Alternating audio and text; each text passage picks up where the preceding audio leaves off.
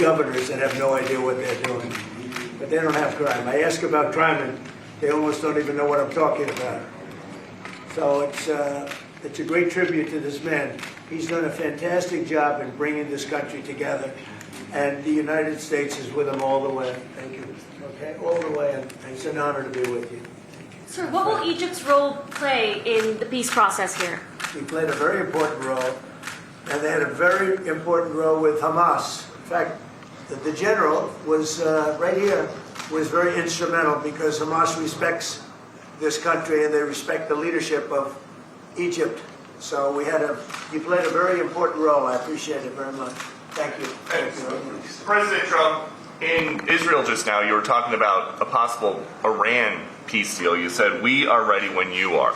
Yeah. Is that the ultimate goal with today's signing, to get enough? Not Iran, but I think Iran will come along. They've been battered and bruised, and you know they need some help. They have big sanctions, as you know, tremendous sanctions. I'd love to take the sanctions off when they're ready to talk, but they can't really survive with those sanctions. Those sanctions are very tough. But at some point, they're going to say, we want the sanctions off. We're going to end up with peace. I think Iran is going to be fine. I know so many Iranian people. They're great people. They're smart, great people, engineers, lawyers. I mean, they're academics. But they took a big hit. And frankly, if we didn't hit them with the nuclear, I don't think you would have been able to have this incredible, this deal, this once-in-a-lifetime deal. Nobody's ever seen anything like what's happening today. And countries have all come together, all different countries. Some liked each other, some didn't, most didn't.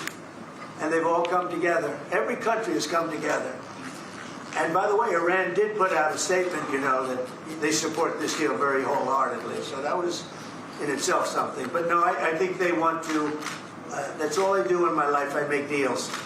And they want to make a deal. President Trump, now that the living hostages have been returned, can you please tell us what the next steps are? Well, they're going and looking for bodies. It's a pretty gruesome task, and they know where numerous are, as you know. I guess 5 or 6 are in yet now, but they're looking for bodies. They know the areas, and they search parties out, and they're doing it in conjunction with Israel, and they're going to be finding quite a few of them. President Trump, can you tell us when phase 2 of the negotiations will begin? Well, it started. I mean, it started as far as we're concerned. Phase 2 has started. And, you know, the phases are all a little bit mixed in with each other. They're going to start cleaning up. If you look at Gaza, it needs a lot of cleanup.